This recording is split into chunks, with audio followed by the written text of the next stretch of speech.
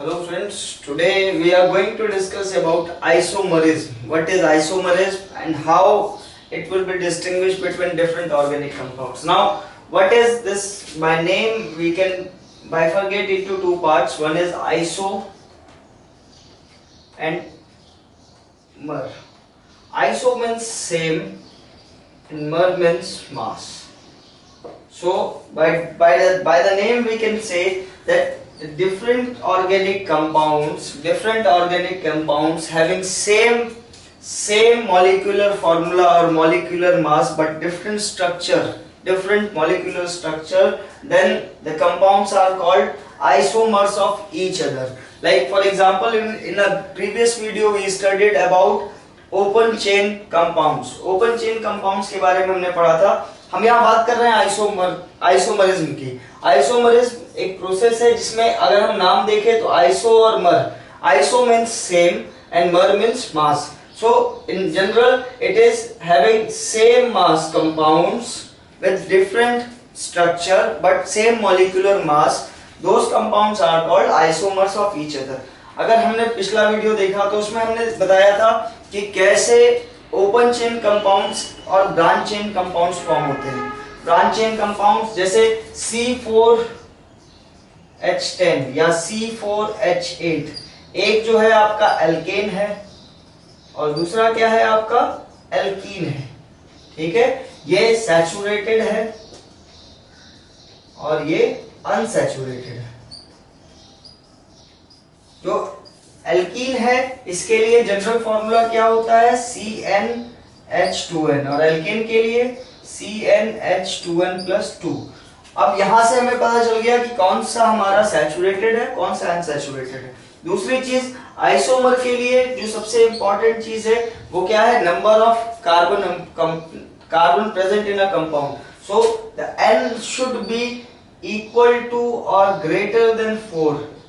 N की जो value है वो 4 या 4 से ज्यादा होनी चाहिए तभी आइसोमर्स फॉर्म होंगे. ठीक है, जैसे एग्जांपल अगर हम ले लें ब्यूटेन का,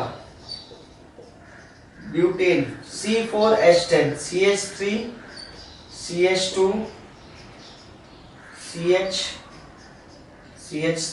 CH2 CH3. So 3 3 6 4 10 and 4 carbons, 10 hydrogen and 4 carbon. This is called butane. Now if we go for isomerism, we already studied. तो इसमें क्या था CH3 CH CH3 and CH3. यहाँ एक मिथाइल जो है वो ब्रांच्ड हो गया.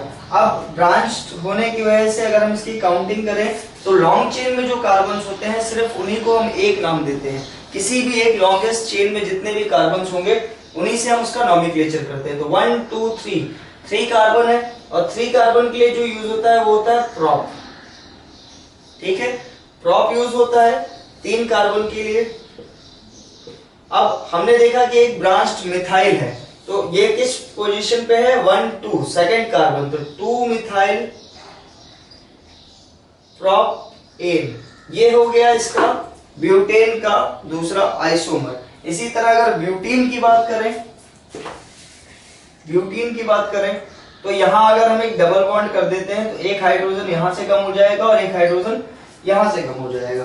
अब ये हो गया आपका ब्यूट और किस पोजीशन पे आपका डबल बॉन्ड है उस पे डिपेंड करेगा. ब्यूट 1 इन.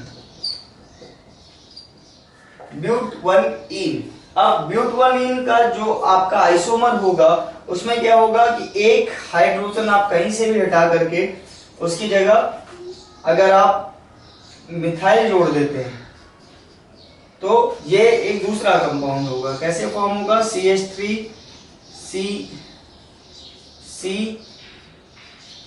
CH2 CH3.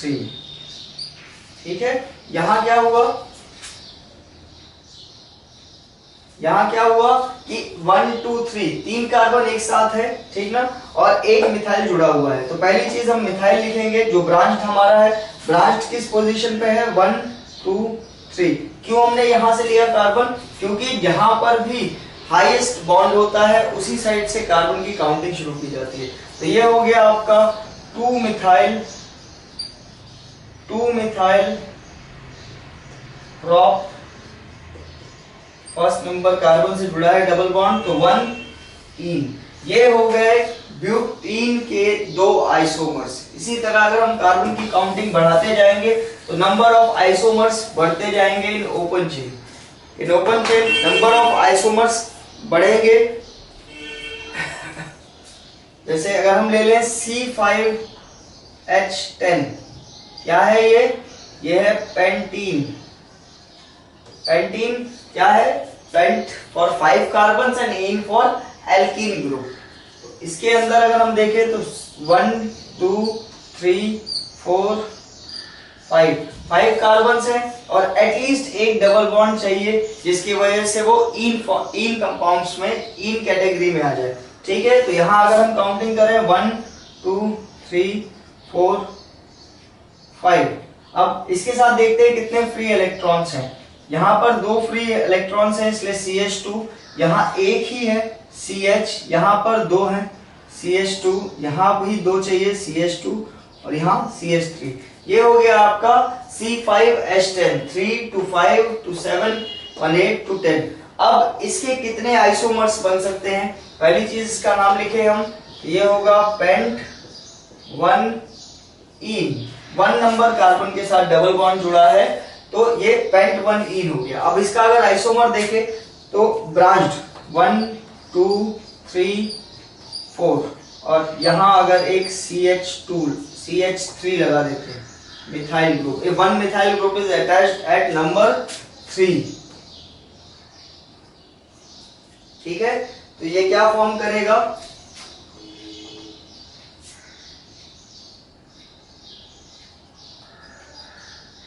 ये क्या बनाएगा? 3 मिथाइल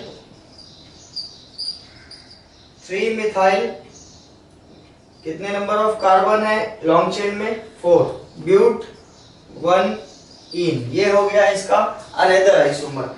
इसी तरह से अगर हम यहां जोड़ते हैं मिथाइल को तो CH3 CH2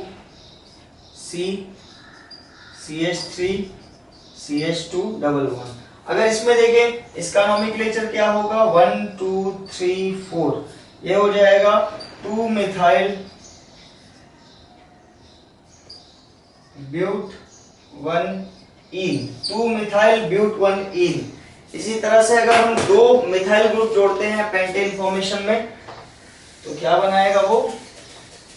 देखिए 1 2 3 कार्बन है in a row, double bond at centre carbon और first carbon. Now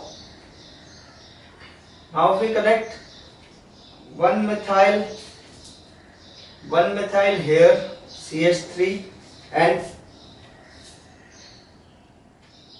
okay, it has just 3 isomers in pentene. It has just 3 isomers and which is like pent 1 ene, 3 methyl but 1 ene and 2 methyl but 1 ene। ये था आपके लिए isomers in open chain configuration. इसी तरह से acyclic compounds में भी होता है। आइसोमर्स की क्लासिफिकेशंस को हम जानते हैं कि क्या क्लासिफिकेशन होती है, how you will class an isomer system. तो पहली चीज है isomers are the compounds having same characteristic of isomer. तो this compounds having same molecular formula oblique mass but different molecular structure।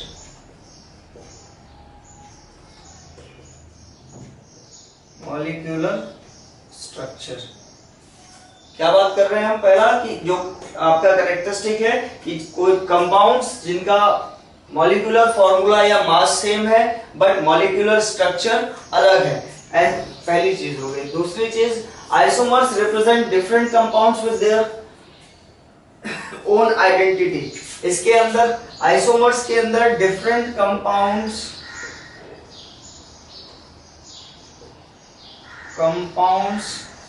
Are represented by their own identity।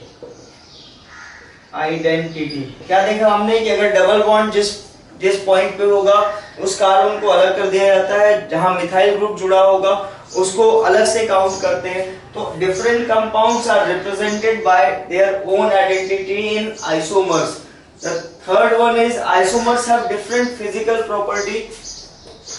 The compounds which have isomers like butane, butane and 1 methyl 2 methyl propane, इन दोनों के बीच में जो difference है वो physically भी होगा। तो physical difference occurs, isomers have different physical property like melting point. कौन कौन सी प्रॉपर्टी हो सकती है? Like melting point, boiling point, solubility.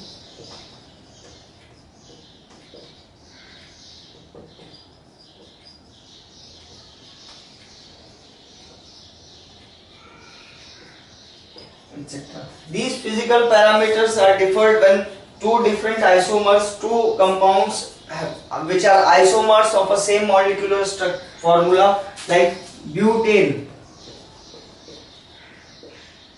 CH3 CH2 CH2 CH3 and CH3 C CH3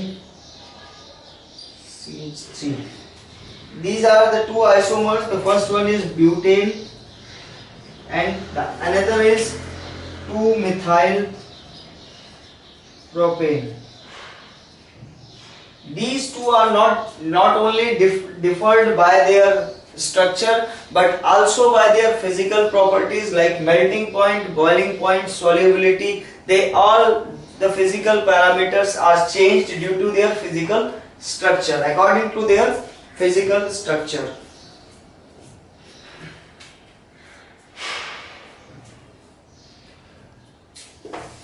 The fourth point for characteristic of isomers are isomers varying in carbonation chain is called chain isomers. अगर isomers को देखें तो isomers वो होते हैं जिसमें different structure होता है, लेकिन but isomers which is varying with their carbonation chain, carbon chain is called chain isomer. इसी तरह से अलग अलग आइसोमर्स होते हैं। There are different types of isomers present, but the isomer which is differed by the carbon chain is called chain isomer.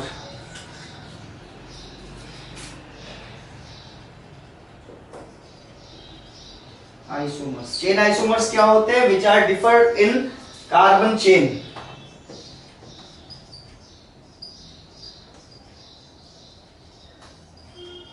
इसी तरह से पोजीशन आइसोमर। पोजीशन आइसोमर्स क्या होते हैं? Position isomers are those isomers which are differ in their position of double or triple bond. So differ in position of unsaturated bonds। जहां position unsaturated bonds की अलग होगी वो आइसोमर कहलाएगा position isomer. जहां कार्बन कंटेंट कार्बोनेशन चेन का structural difference होगा वो कहलाएगा chain isomer. So this is what we studied here, the isomers, the isomerism process and the characteristic of isomers. Thank you for watching this video.